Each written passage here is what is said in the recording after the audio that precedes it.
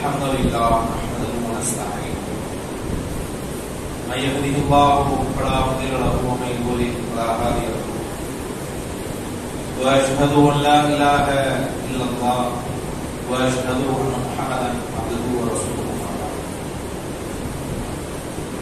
يا ايها الناس اتقوا ربكم الذي خلقكم من نفس واحده وخلق منها زوجها وبث منهما رجالا كثيرا ونساء واتقوا الله الذي تساءلون به والارحام ان الله كان عليكم رقيبا يا ايها الذين امنوا اتقوا الله حق تقاته ولا تموتن الا وانتم مسلمون يا ايها الذين امنوا اتقوا الله وقولوا قولا سديدا يصلح لكم اعمالكم ويغفر لكم ذنوبكم ومن يطع الله ورسوله فقد فاز فوزا கண்ணியத்திற்குரிய எல்லாம் வல்ல அல்லாஹ்வின் நல்லடியார்களே, அல்லாஹ்வினுடைய மகத்தான கிருபையினால் அவனால் கடமையாக்கப்பட்ட ஜும்ஆவை நிறைவு செய்வதற்காக நாம் இங்கே பேசப்படக்கூடிய கருத்துக்களின் பயனை உங்கள் ரஹ்மான் இன்மைகளையும் மறுமைகளையும் அன்பார்ந்த இஸ்லாமிய சகோதர சகோதரிகளே, அல்லாஹ் குர்ஆனில் இறை நம்பிக்கையாளர்களுக்கு உண்டான உதாரணத்தை சொல்லி காட்டுகிறார். தரபல்லாஹு மஸலன் லில்லதீன ஆமனு, இறை நம்பிக்கை கொண்டவர்கள் இருக்கிறார்களே அத்தகையவர்களுக்கு உதாரணமாக ஒரு எடுத்துக்காட்டாக அல்லாஹ் சொல்லுகிறார். இம்ராஅத்த ஃபிர்அவுன், ஃபிரௌனுடைய மனைவி அவர்களை அல்லாஹ் இறை நம்பிக்கையாளர்களுக்கான முன்னுதாரணமாக சொல்றார். இது காலத், அவர்கள் இறைவனிடத்திலே பிரார்த்தித்தார்கள், ரப்பி பினி இந்தக பைத்தம் ஃபில் ஜன்னah, இறைவா எனக்காக வேண்டி சுவனத்தில் ஒரு மாளிகையை, ஒரு வீட்டை நீ எழுப்புவாயாக. வனஜினி மின் ஃபிரௌன வஅமலிஹி, ஃபிரௌனிடமிருந்தும் அவனுடைய கூட்டத்தார்களிடமிருந்தும் அவனுடைய செயல்பாடுகளிடமிருந்தும், வனஜினி மினல் கௌமி ஸாலிமீன், இந்த அநியாயக்கார கூட்டத்தாரிடத்திலே இருந்து இறைவா நீ என்னை பாதுகாத்து விடுவாயாக என்று ஃபிரௌன் அவர்களுடைய மனைவி அல்லாஹ்விடத்திலே என்ன செய்கிறார்கள், பிரார்த்திக்கிறார்கள். அந்த மனைவியை, அந்த பெண்ணை அல்லாஹ் இறை நம்பிக்கையாளர்களுக்கான முன் உதாரணமாக எடுத்து சொல்லி காட்டுகிறார். நபிகளாருக்கும் அவர்களை பின்தொடர்ந்த நல்லடியார்களுக்கும் மறுமை நாள் வரை இந்த வேதத்தை பின்பற்றக்கூடிய ஒவ்வொரு முஸ்லிமான ஆணுக்கும் பெண்ணுக்கும் ஒரு முன்மாதிரி உதாரணத்தை, ஈமானிய இலக்கணத்தை ஒரு பெண்ணை வைத்து அல்லாஹ் என்ன செய்கிறான்? அடையாளப்படுத்துகிறான். ஏன்? அவர்கள் ஒரு கொடுங்கோலனாக மட்டுமல்லாமல் தன் மனைவியின் மீது அதீத அன்பையும் பாசத்தையும் வைத்திருந்த ஒருவனாக ஃபிரௌன் இருந்தான். அதனாலதான் அவர்கள் கேட்டார்கள் என்பதற்காக ஒரு குழந்தையை நபி மூசா அலைஹிஸ்ஸலாம் அவர்களை வளர்ப்பதற்கான அனுமதி அளிக்கிறான். ஏன்? இதப்பிஹூன அப்னாஅக்கும் வ யஸ்தஹீன நிசாஅக்கும். ஆண் குழந்தைகள் பிறந்தால் அந்த குழந்தைகளை அறுத்து கொலை செய்யக்கூடிய ஒரு கொடும் பாவியாகவும், பெண் பிள்ளைகளை மட்டும் வாழ்வதற்கான அனுமதி அளிக்கக்கூடிய ஒரு ராட்சசனாகவும் இருந்தவன் தான் ஃபிரௌன். ஆனால் தன் மனைவியின் சொல்லுக்காக வேண்டி என்ன செய்கிறான்? நபி மூசா அலைஹிஸ்ஸலாம் அவர்களை வளர வைக்கிறான். அப்ப அப்படிப்பட்ட மனைவியின் மீது அன்பு வச்சிருக்கிறவன் அவ்வளவு பெரிய ஒரு மிகப்பெரிய மன்னனுடைய மனைவியாக இருக்கக்கூடிய ஒரு ராணியாக இருக்கக்கூடிய அந்த பெண்மணி அல்லாஹ்விடத்துல இல்லத்தை மாளிகை கேட்கறதுக்கு தேவை என்ன? அவர்களே ஒரு பெரும் கோட்டைக்கு தான் வாழ்ந்துட்டு இருக்கிறாங்க. அவங்களை ஃபிரௌன் துன்புறுத்துறதுக்கான காரணம் என்ன? அவர்கள் ஃபிரௌனுக்கு எதிரியாக இருந்தார்களா அல்லது ஃபிரௌனை அழிக்கக்கூடிய இடத்தில் இருந்தார்களா? அப்ப இத்தனை துன்பங்களை, துயரங்களை அவர்கள் சந்தித்தார்கள் என்று சொன்னால் அதற்கான ஒரே அடிப்படை காரணம் அல்லாஹ்வை அவர்கள் நம்பிக்கை கொண்டார்கள். இறைவனுக்கு கீழ்வடிந்து நின்றார்கள். இறைவனுக்கு கீழ்வடிந்து நின்று அவன்தான் என்னுடைய உண்மையான இரட்சகன் என்று ஏற்றுக்கொண்டதின் காரணமாக இத்தனை துன்பங்களை, துயரங்களை அந்த ஃபிரௌனின் மூலமாக அந்த பெண்மணி சந்தித்தார்கள் என்பதை நாம் என்ன செய்யணும்? பார்க்கிறோம். அடுத்ததாக குர்ஆனில் சொல்கிறான், மரியம் பனத இம்ரான். இம்ரான் அவர்களுடைய மகளார் மரியம் அல்லதி அஹ்ஸனத் ஃபர்ஜஹா. அவர்கள் எத்தகையவர்கள்?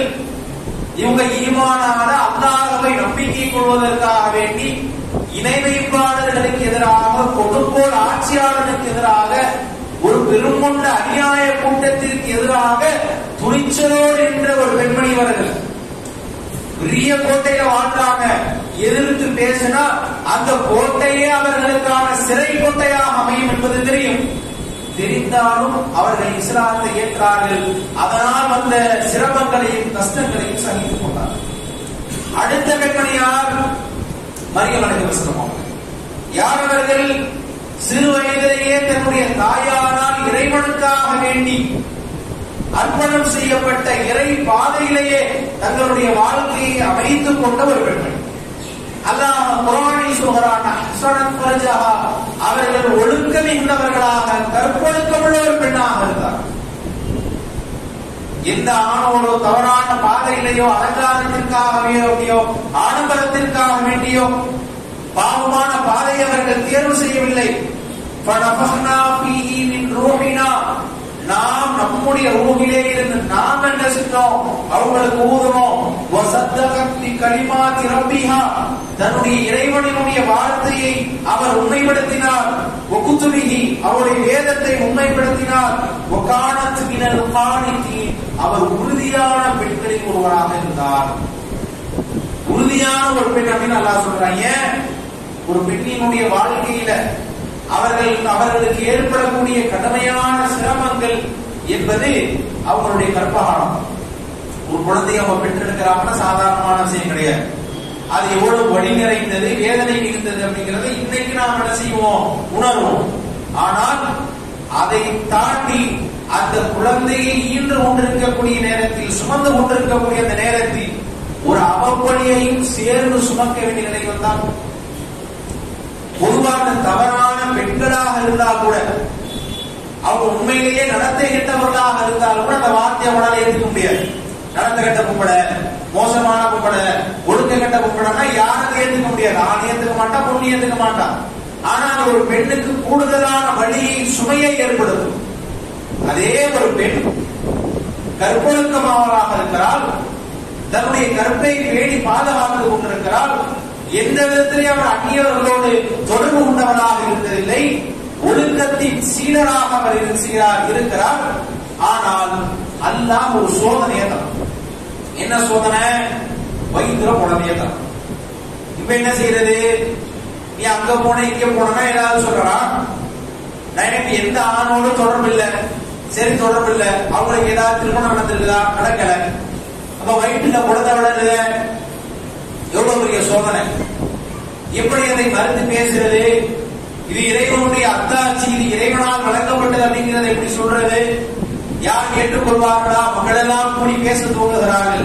உங்க தகப்பனார் நல்ல மனுஷரா இருந்தாரு, உங்க தாயார் அவங்க தகமான பொண்ணா இருந்தாங்களே, நல்ல ஒரு பெண்ணாக இருந்தாங்களே, அவங்க இந்த மாதிரியான மோசமான செயல்களையா செய்ததில்லையே, இப்படி நல்ல குடும்பத்துல பிறந்து வந்த பிள்ளையா இப்படி ஒரு பாவத்தை செஞ்சிருக்கிற என்று ஊரெல்லாம் சேர்ந்து என்ன செய்கிறார்கள்? அவப்படியை அவதூறு சுமைகளை அந்த பெண் மீது என்ன செய்கிறார்கள்? சுமத்துகிறார்கள். மரியம் அலைஹிஸ்ஸலாம் அவர்களின் மீது. இப்ப அவங்களால என்ன செய்ய முடியும்? பொறுமை காக்கணும், பொறுமை காத்தாகணும். அல்லாஹ்வுடைய அத்தாட்சிகள் வருகிற வரை அவர்கள் பொறுமை காத்தாகணும். எப்படி அல்லாஹ் அந்த கரையை போக்க போனா தெரியாது, பொறுமை காத்தாகணும். அல்லாஹ்விற்காக வேண்டி எல்லா சிரமங்களையும் தாங்கி கொண்டார்கள். அல்லாஹ் சொல்றான், ஊருக்கு ஒதுக்குப்புறமா வாங்க, பேரித்தம்பள மரத்துக்கு அருகாமையில வாங்க, வேணா அந்த பேரித்தம்பளத்தை சாப்பிட்டுக்கங்க என்று இறைவன் என்ன செய்கிறான்? அவர்களை அங்கிருந்து ஒதுக்கி வைக்கிறான். மக்கள் யாராவது வந்தா நீங்க நல்ல சாப்பிடுவோம், வேண்டுமானதை சாப்பிட்டுக்கங்க, நல்ல கண்குளிர்ச்சியா இருந்துங்க. யாராவது உங்கள்கிட்ட வந்து கேட்டா நான் நோன்பு வச்சிருக்கிறேன், அல்லாஹ்வுக்காக நேர்ச்சி செஞ்சிருக்கிறேன், யார்கிட்டையும் பேச மாட்டேன்னு சொல்லி என்ன செஞ்சிருங்க, பேசாம தவிர்த்துங்க என்று அல்லாஹ் சொல்லி என்ன செய்கிறான்? அந்த பெண் மரியம் அலைஹிஸ்ஸலாம் அவர்கள் கர்ப்பத்தை ஈனக்கூடிய அந்த காலம் வரை, அவங்க பிள்ளைய பெற்றெடுக்கக்கூடிய காலம் வரைக்கும் அந்த சோதனையை சந்தித்தார்களே. யாருக்காக? அல்லாஹ்வுக்காக.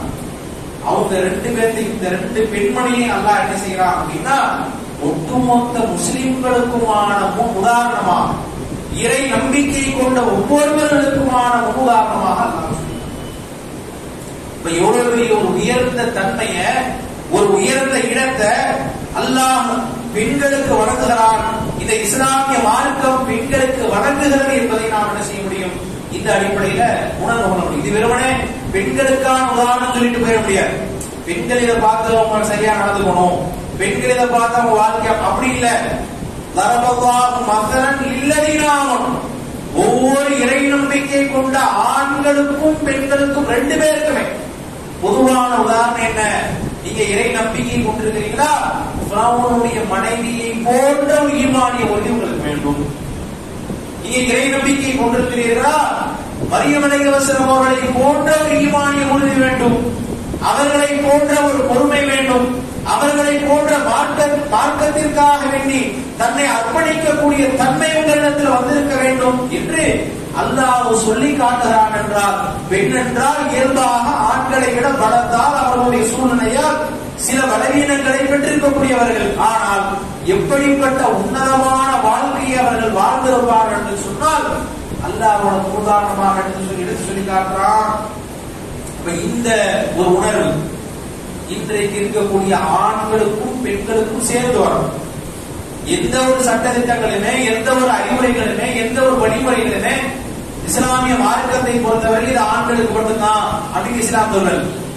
நன்மையாக இருந்தால் ஆண்களுக்கும் ஆண்களை போன்றதே பெண்களுக்கும் தான், அது பெண்களுக்கும் பெண்களை போன்றதே ஆண்களுக்கும் தான். சில விஷயங்கள்ல இறைவன் நாடு இருந்தால் அவன் வீரர்களை வழங்குவான். நபிகள் நாயகம் ஸல்லல்லாஹு அலைஹி வஸல்லம் காலகட்டத்தில் சஹாபிய பெண்மணிகள் வர்றாங்க. எப்படிப்பட்ட ஒரு முன்மாதிரிகளாக அந்த சஹாபிய பெண்மணிகள் இருந்திருக்கிறார்கள் என்பதற்கு உண்டான வரலாறு அல்லாஹ்வின் தூதரே. ஆண்கள் வந்து என்ன செய்யறாங்க? உங்களோட போர்க்களத்துக்கு வர்றாங்க, சண்டையிடுறாங்க, உயிர் தியாகம் செய்யறாங்க, நாங்களும் போர்க்களத்துக்கு வரட்டுமா அப்படிங்கிறாங்க.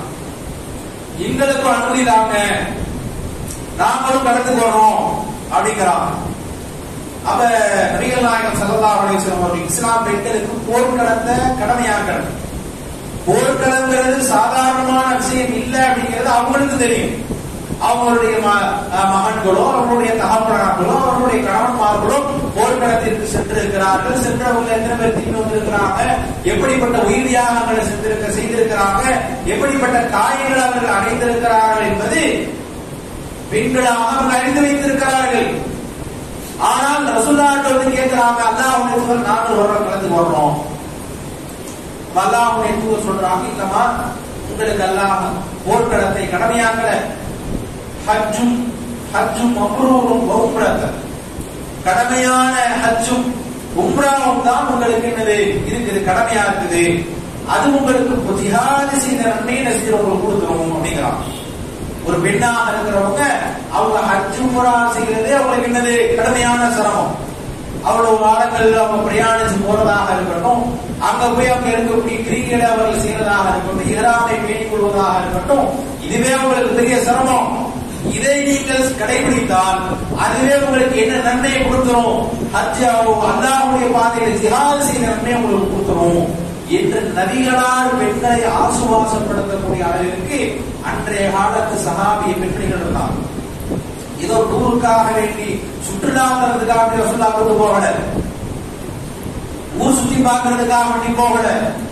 எதற்காக வேண்டி செல்கிறார்கள்? உயிரை அர்ப்பணம் செய்த அல்லாஹ்வின் பாதையில் தியாகம் செய்வதற்காக வேண்டி செல்கிறார்கள். அந்த களத்தில் சஹாபிய பெண்மணிகள் நாம வருவோம் அனுப்பிக்கிறான்.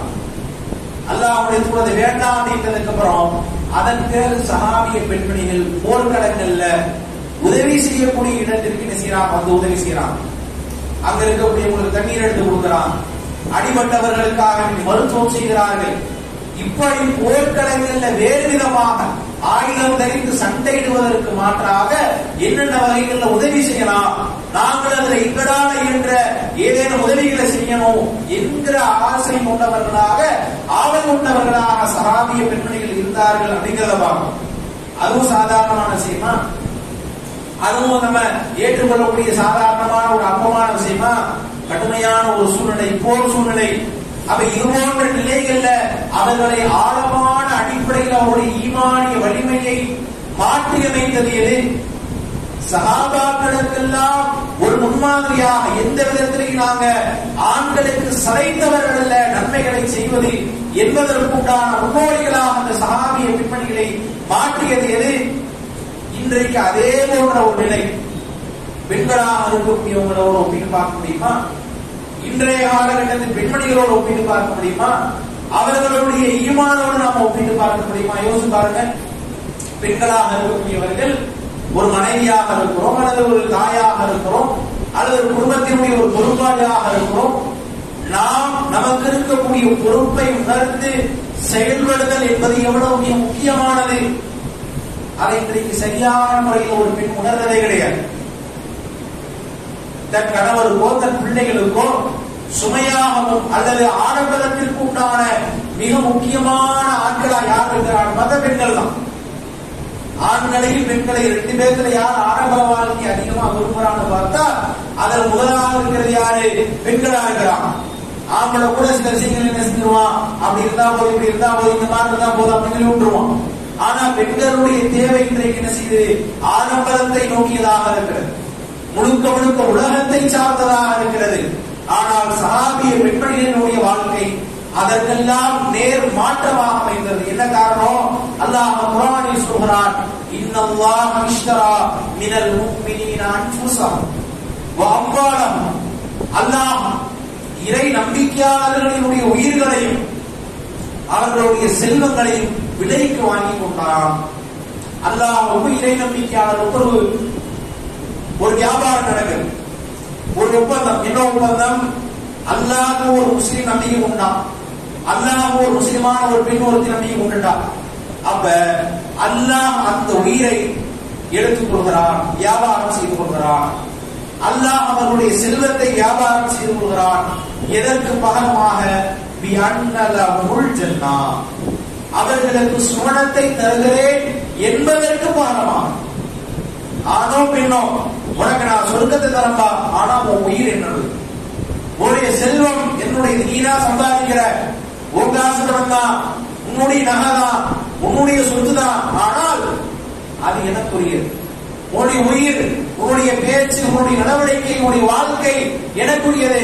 எதற்கு பகரமாக? அதற்காக உனக்கு நான் சொர்க்கத்தை தரேன். யுகாத்திலூன ஃபீ சபீலில்லாஹ், அல்லாஹ்வின் பாதையில் அவர்கள் போராடுவார்கள்.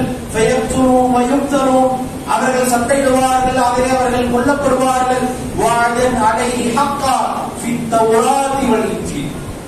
இதத்தான் தௌராத்திலே நாம வாக்காக கொடுத்தோம், இதைத்தான் இன்ஜீலிலும் நாம் வாக்காக கொடுத்தோம்.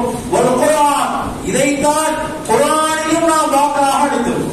இறை நம்பிக்கையாளர்களுக்கும் ஒவ்வொரு சமூகத்துக்கும் குர்ஆனிலே அதுதான் வாக்கு, இன்ஜீலிலே அதுதான் வாக்கு, தௌராத்திலே அதுதான் வாக்கு. வமன் அவ்ஃபா பிஅஹ்திஹி மினல்லாஹ், யார் அல்லாஹ்விடத்திலே தன்னுடைய ஒப்பந்தத்தை, அந்த உடன்படிக்கையை பரிபூரணப்படுத்தி விடுகிறாரோ, ஃபஸ்தப்ஷிரு பிபையிக்கும் அல்லதி பாயஅத்தும் பி. நீங்க செஞ்சீங்க ஒரு வியாபாரம், எப்ப செஞ்சோம்? அந்த வியாபாரத்தை முதல்ல நாம ஓடுறோமா?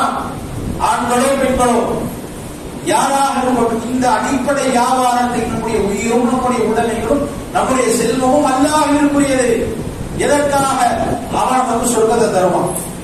இதை நாம பரிபூரணப்படுத்தினா, வமன் அவ்ஃபா பிஅஹ்திஹி, அந்த உடன்படிக்கையை யார் பரிபூரணப்படுத்துகிறாரோ நற்செய்தி பெற்றுக் கொள்ளட்டும் அந்த வியாபாரத்திற்காக வேண்டி. வதாலிக ஹுவல் ஃபௌஸுல் அதீம், அதுதான்ப்பா மகத்தான வெற்றி என்று அல்லாஹ் என்ன செய்கிறான்? குர்ஆனில் சொல்லி காட்டுகிறான். அப்படிப்பட்ட நிலையில் இன்றைக்கு இஸ்லாமிய பெண்கள் இருக்கிறார்களா? இஸ்லாமிய மனைவிகள் அப்படி இருக்கிறார்களா? இஸ்லாமிய தாயார்கள் அப்படி இருக்கிறார்களா? இஸ்லாமிய பிள்ளைகள் அப்படி இன்றைக்கு இருக்கிறார்களா? எப்படிப்பட்ட வரலாறு, எப்படிப்பட்ட சமூகத்தை கொண்ட ஒரு பெண்களினுடைய சமூகத்தை கொண்ட வரலாறு. அல்லாஹ்வுடைய தூதர் சொன்னார்கள், கைருல் மதா, ஒரு சிறந்த செல்வம் இந்த உலகத்தில் என்ன தெரியுமா? ஒருத்தர் பெரிய பங்களா இருக்குது, அல்லது உயர்ந்த நகை கார் இருக்குது, அல்லது பெரிய படிப்பு வச்சிருக்கிறான், என்னென்னமோ அந்த உலகத்தில் வச்சிருக்கிறான், அதெல்லாம் சிறந்ததா? அல்லாஹ்வுடைய தூதர் சொல்கிறார்கள், கைருல் மதா, இந்த உலகத்திலேயே சிறந்த செல்வம் அப்படின்னா, ஒரு சிறந்த சொத்து அப்படின்னா அது என்ன தெரியுமா? ஒரு சாலிஹான பெண், ஒரு சாலிஹான மனைவி. அந்த சாலிஹான மனைவி தான் உண்மையான சொத்து தான். ஏன்? ஒரு குடும்பத்தில் வழிநடத்தக்கூடிய தன் அடுத்த தலைமுறையை, தன்னுடைய பிள்ளைகளை, அந்த குடும்பத்தை பராமரிக்கக்கூடிய இடத்தில் இருக்கக்கூடிய பெண். ஒரு வீடு, ஒரு இல்லம், அது உண்மையே இறைவனை நினைவு கூறக்கூடிய இல்லங்களாக, இறைவனின் பரக்கத்தை பெற்ற இல்லங்களாக இருக்க வேண்டுமா, அல்லது அது ஒரு சமாதி கூடமாக, மையவாடிகளாக இருக்க வேண்டுமா என்பதை முடிவு செய்ய வேண்டிய இடத்தில் பெண்கள் தான் இருக்கிறார். அல்லாஹ்வுடைய தூதர் சொன்னார்கள், எந்த வீட்டில் குர்ஆன் ஓதப்படவில்லையோ, எந்த வீட்டில் தொழுகை அரங்கேற்றம் செய்யப்படவில்லையோ, தொழுகை நடைபெறவில்லையோ, அந்த வீடுகள் மையவாடிக்கு சமமானது அப்படின்னா. அந்த வீடு யாருடைய கண்ட்ரோல்ல இருக்குது? யாருடைய கட்டுப்பாட்டில் இருக்குது? பெண்களாக இருக்கக்கூடியவங்களுடைய கட்டுப்பாட்டில் தான் இருக்குது. கணவன் வெளியே போவாம வீட்டுக்கு வருவாங்க, வியாபாரத்தை பார்த்துட்டு வெளிநாட்டுக்கு போவாரு, வருஷ கணக்கில் வெளிநாட்டுல இருந்து வருவாரு. அவங்க பிள்ளைகளை வளர்க்க வேண்டிய இடத்திலையும், அவர்களுக்கு ஈமானை போதிக்க வேண்டிய இடத்திலையும், அந்த குடும்பத்தை, அந்த இல்லத்தை இறையச்சமுள்ள ஒரு இல்லமாக கட்டமைக்க வேண்டிய இடத்திலையும் பெண்கள் தான் மிக முக்கியமான பொறுப்பாளிகளாக இருக்கிறார்கள். ஆனால் அதை இன்றைக்கு முழுமையாக இன்றைக்கு பெண்கள் செய்யறாங்களா? திருமணத்துக்கு போறது, அலங்கரிக்கிறது, ஆடம்பரமான செயல்களுக்கு போறது, அல்லாஹ் அனுமதித்த வகையில், அனுமதித்த இடங்களில் அலங்கரிச்சுக்கிறது தவறு கிடையாது. கணவன் இருக்கும் போது, நம்முடைய மகரமான உறவுகள் இருக்கும் போது அலங்கரிச்சுக்கிறது தவறான விஷயம் கிடையாது. மார்க்கம் அனுமதித்த நிகழ்வுகள்ல அனுமதித்த வரையறையோடு இருப்பது தவறு கிடையாது. ஆனால் இன்றைக்கு பெருவாரியான நிலை எப்படி இருக்கிறது?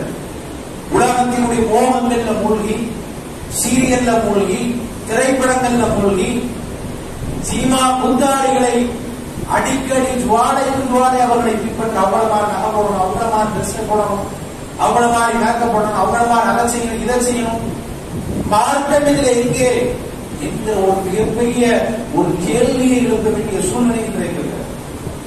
சஹாபிய பெண்மணிகளுடைய வாழ்க்கை எடுத்து பாருங்க. எப்படிப்பட்ட சூழ்நிலைகள்ல, எப்படிப்பட்ட கடுமையான நேரங்கள்ல அவர்கள் ஈமானை உறுதியோடு கடைபிடிக்கக்கூடியவர்களாக இருந்தார்கள். ஒரு சில உதாரணங்களை நம்மளால சொல்ல முடியும். நபிகள் நாயகம் ஸல்லல்லாஹு அலைஹி வஸல்லம் காலகட்டத்தில் உம்மு ஹபீபா என்கிற ஒரு சஹாபிய பெண்மணி, உங்களுடைய குடும்ப பாரம்பரியம் எப்படி தெரியுமா? அபு சுஃபியான் முன்னாடி வந்து இஸ்லாத்துக்கு வராங்க.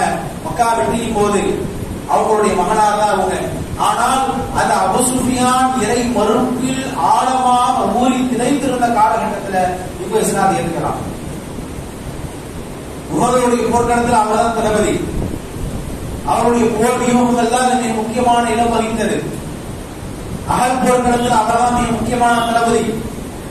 இஸ்லாமிய படைகளுக்கு எதிராக களமாட்டியவர். அப்படிப்பட்ட அந்த தகப்பனாருக்கு மகளாக இருக்கிறாங்க வானியா, இவங்களுடைய சகோதரர்.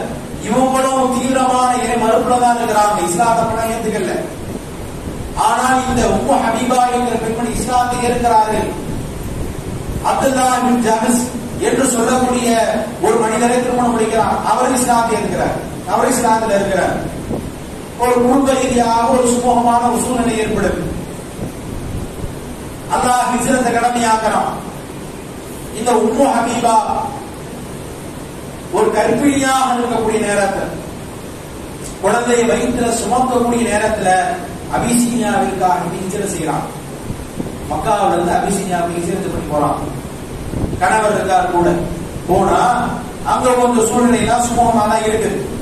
ஆனால் இந்த அப்துல்லா ஜஹஸ் என்கிற தன்னுடைய கணவனார், உம்மு ஹபீபாவுடைய அவர்களுடைய கணவனார் இஸ்லாத்தை விட்டு திரும்பி என்ன செஞ்சார்? கிறிஸ்தவத்தை ஏற்றுக்கிறார்.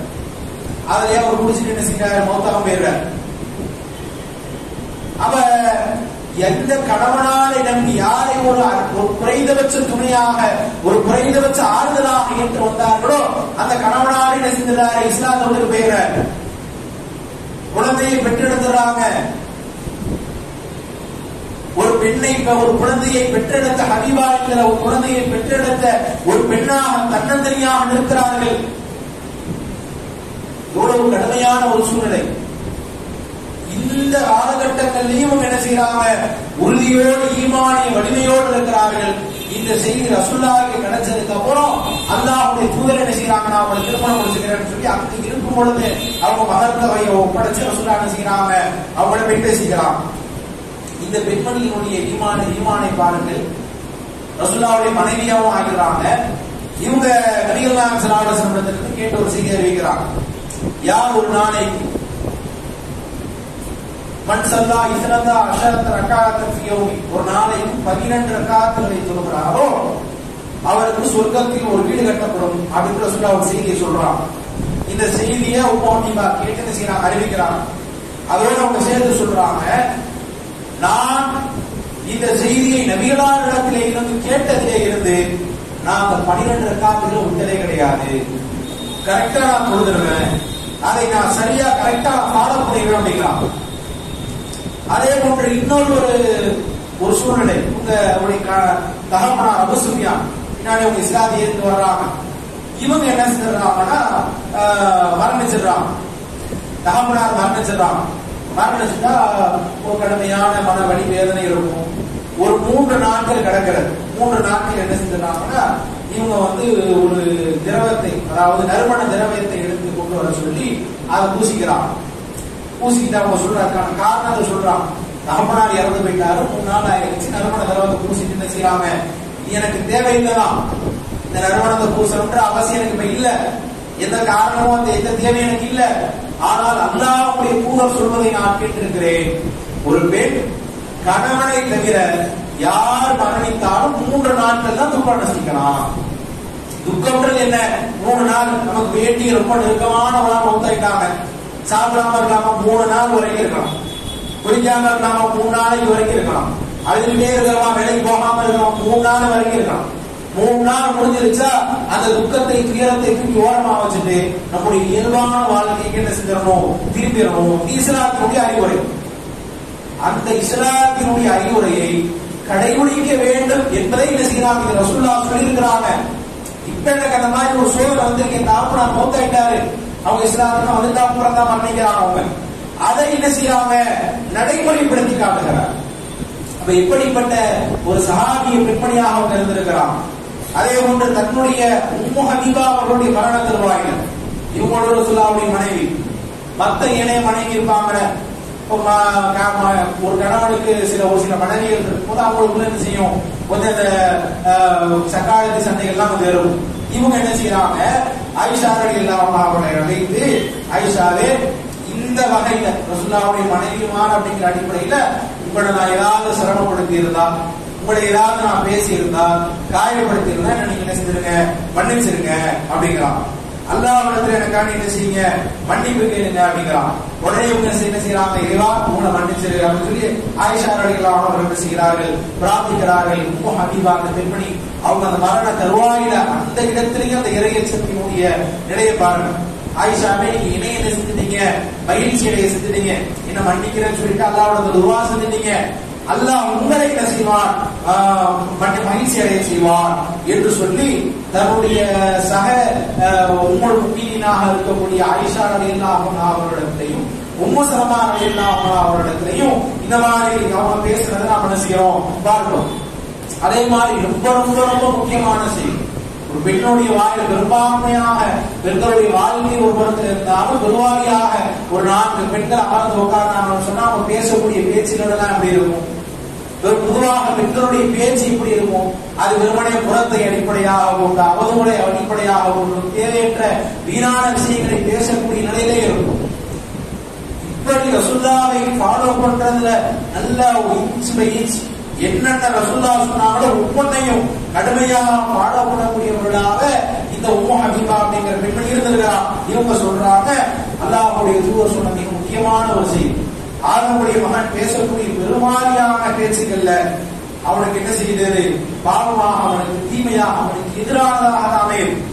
அவன் வாயத்தை வந்து பேசினான் அப்படின்னாலே பெரும்பாலும் அவனுக்கு தீமையாக அமையுது. இதை தவிர நன்மையை ஏறி அவன் பேசுவதை தவிர, தீமையை தடுத்தவன் பேசுவதை தவிர, அல்லாஹ்வை நினைவு கூறக்கூடிய வார்த்தையை நம்ம பேசுறவன், அல்லாஹ் நினைவு கூறுவோம் என்ன செய்யலாம் பேசுறான். ஒரு பெண் பேசுறாங்க, அல்லாஹ் எப்படிப்பட்ட திருமணம் எப்படி படைச்சிருக்கிறான், அல்லது ஒரு கனிமாவை சொல்றாங்க, ஒரு திக்ர் செய்யறாங்க, அல்லது நன்மையை ஏவுகிறார்கள், தொழுங்கப்பா நோம்பு வைங்கப்பா என்று நன்மையை ஏவக்கூடிய வார்த்தைகளை பயன்படுத்துறாங்க.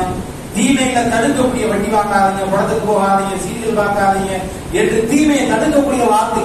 இதை தவிர ஒருவாரியான மனிதர்களினுடைய நாவல இருந்து வரக்கூடிய வார்த்தை தீமைகளாகத்தான் இருக்கிறது என்று சொல்லி அதை கடைபிடித்த ஒரு பெண்மணியாகவும் இந்த உம்மு ஹபீபா அவர்கள் இருந்தார்கள் என்கிற செய்தியை நாம் என்ன செய்யறோம் பார்க்கிறோம்.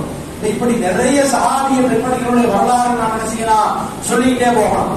அது போன்ற வாழ்க்கை அவர்கள் அற்புதமான வாழ்க்கையை வாழ்ந்திருக்கிறார்கள் என்று சொன்னால் அதுதான் ஒரு உண்மையான முஸ்லிம் பெண்மணிக்கு உண்டான வழிமுறையாக இருக்கும்.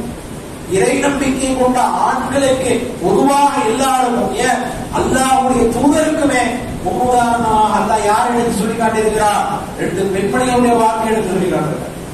பெண்மணிகளுடைய வாழ்க்கை எடுத்து சொல்லி இருக்கிறான்னா அந்த பிரபுடைய மனைவியார் அவர்களும் மரியம் அலைஹிஸ்ஸலாம் செய்த தியாகம் அப்படிங்கிறது ஒரு பெண்ணுக்குள்ள சக்தியில் உள்ள தியாகம் கிடையாது. அவங்களால அதான் செய்ய முடியும்ன்ற அளவில் உள்ள தியாகம் இல்ல, அதை தாண்டிய எல்லை கடந்த தியாகத்தை அந்த 2 பேரும் செஞ்சிருக்கிறான்.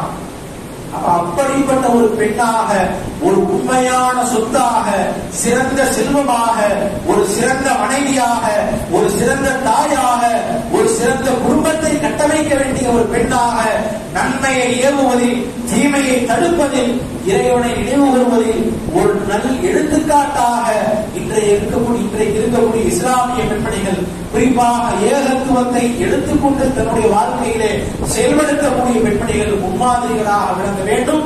அதுதான் உங்களுடைய குடும்பத்தையும், அதுதான் உங்களுடைய சொந்த பந்தங்களையும், அதுதான் உங்களுடைய வறுமை வாழ்க்கையையும் மேம்பட செய்யும் என்பதை கூறி இந்த உரையை பேசி போகிறேன். வாசகவான் அஸ்ஸலாமு அலைக்கும் வரஹ்மத்துல்லாஹி.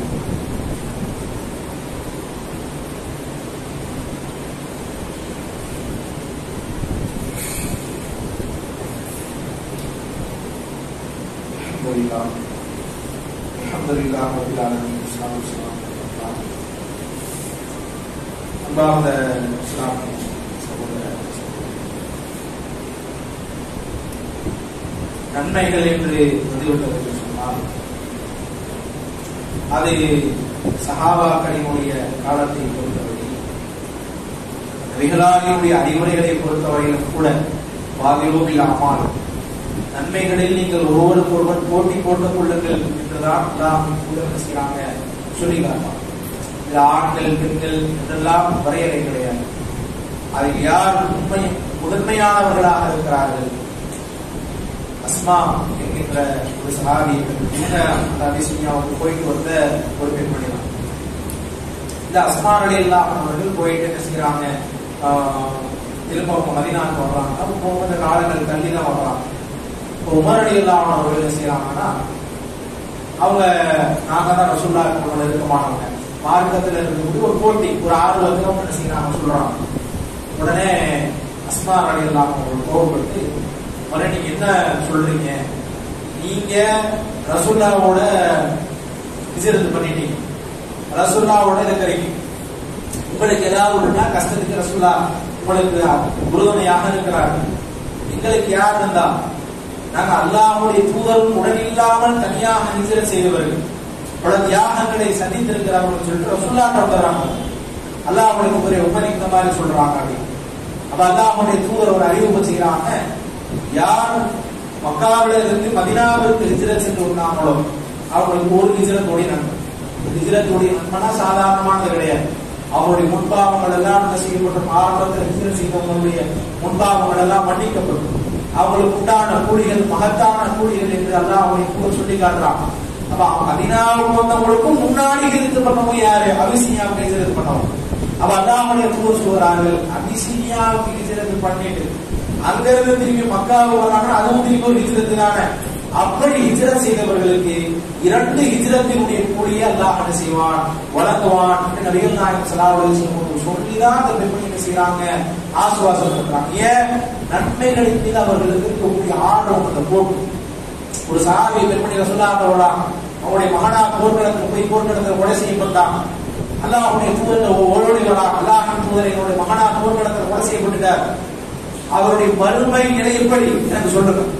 அது நல்லதாக இருந்தால் நன்மையாக இருந்தால் ஓகே நான் ஏத்துக்கிறேன், இல்லனா என்னால தாங்க முடியாது, நான் அழுதுருவேன், என்னால என்ன செய்யறது ரசூலுல்லாஹ் என்ன செய்யறாங்க, வாக்குவாதம் பண்றாங்க. அப்ப அல்லாஹ்வுடைய தூதர் சொல்றாங்க, ஏமா போட்டியாரு சுவனம் அப்படிங்கிறது ஒண்ணு கிடையாது, அதுல பல படித்தரங்கள் இருக்கிறது.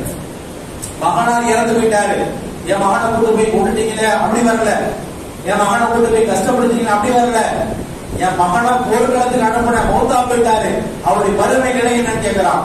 அப்ப அல்லாஹ்வுடைய தூதர் சொல்றாங்க, மறுமையில பல படித்தரங்கள் இருக்கிறது சொர்க்கத்துல, அதுல உயர்ந்த படித்தரமான உயர்ந்த நிலையான ஜன்னத்துல் ஃபிர்தௌஸ்ல உங்க மகனார் இருக்கிறாரு, கவலைப்படாதீங்க அப்படின்றாங்க. அப்ப அவங்க அந்த பெண்மணி என்ன செய்யறான், ஆதலாகி போறான். நாம் பெற்றெடுத்த வளர்த்த மகன் ஒண்ணும் இல்லாம போயிட்டாரு, மௌத்தாயிட்டாரு, அல்லாஹ்வுடைய பாதையில போயிட்டாரு. ஆனால் அந்த பெண்மணியை எது சந்தோஷப்படுத்துகிறது, எது அமைதிப்படுத்துகிறது, அவருக்கு சொர்க்கம் இருக்கிறது, அவர் சொர்க்கத்தில உயர்ந்த சொர்க்கத்தில ஜன்னத்துல் ஃபிர்தௌஸ்ல இருக்கிறார் அப்படிங்கக்கூடிய அந்த வார்த்தை அவருடைய என்ன செய்தது, அமைதிப்படுத்தியது. இப்ப அந்த அடிப்படையில் இன்றைக்கு இஸ்லாமிய மக்களாக இருக்கக்கூடியவர்கள் நீங்கள் தான் இந்த சத்திய மார்க்கத்தை உங்களுடைய குடும்பமாக இருக்கலாம், உங்க குடும்பத்துல சரியான முறையில் ஏகத்துவத்தை சரியாக பின்பற்றாதவர்களா, அல்லது உங்களுடைய குடும்பங்களிலே கூட இன்றைக்கு அந்த இணை வைப்பு சார்ந்த கலாச்சாரங்கள் எப்பொழுது ஈமானோடு அநியாயம் இணை வைப்பும் கடந்து விடுகிறதோ அந்த ஈமானுக்கு என்ன கிடையாது, ஒரு பிரயோஜனம் கிடையாது. ஒருத்தர் தொழுகிறாரு, வணங்குறாரு, நல்ல இபாதத்துக்கான விஷயங்கள் செய்யறாரு, தானம் கொடுக்கிறாரு, ஹஜ்ஜுக்கு போறாரு, உம்ராக்கு போறாரு, ஆனா அவருடைய உள்ளத்துல அவுலியாக்களை குறித்தும் தர்காக்களை குறித்தும் நபிகளாரை குறித்தும் தவறான சிந்தனைகள் இருக்கிறதா, தாயை தெரியக்கூடியவராக இருக்கிறாருன்னா, மோசமான சிந்தனைகளுடைய உள்ளத்துல குடிக்கொண்டு இருந்துச்சுன்னா அது என்ன பிரயோஜனம் இருக்குது? அப்ப இந்த மார்க்கத்தை மக்களுக்கு மத்தியிலே கொண்டு சேர்ப்பதற்குண்டான அருள்பணிகளை செய்வதில் ஆண்களும் பெண்களும் ஒரு சேர்ந்து போராடுவதற்குண்டான இந்த சத்திய மார்க்கத்தை மக்களுக்கு மத்தியில் எடுத்து வைப்பதற்குண்டான முயற்சிகள்ல தாவா பணிகள்ல நாம ஒரு பங்கை ஆற்ற வேண்டிய தேவை இருக்கிறது. இன்றைக்கு இஸ்லாமிய சமூகத்திலேயே கூட பல இயக்கங்கள் இருக்கிறார்கள் என்று சொன்னால் அதனுடைய அடிப்படை காரணமாக என்ன உலகமா இருக்கும். நம்ம சமூகத்தில் நல்ல கல்வி வரணும் தேவைதான், நம்ம நல்ல அரசியல்ல முன்னாடி வரணும் தேவைதான், நல்ல அரசாங்க வேலைகள்ல முன்னாடி வரணும் தேவைதான், சமூகத்தில் முன்னோடியா இருக்கணும் ஓகேதான். அதற்காக பணியாற்றுவதற்கு அதை நம்ம பணியாற்றாம இல்லை, அதை பணியாற்றுவதற்கு பலரும் இருக்கிறார்கள். மறுமையை மட்டும் மிக முக்கியமான இலக்காக வைத்து அதற்கான அழைப்பு பணியை செய்வதற்கு அல்லாஹ்வின் பாதையிலே அழைப்பவனை விட அழகிய சொல்லை அழகிய பேச்சை பேசுவோம் யாராக இருக்க முடியும் அல்லாஹ் சொல்றாங்க.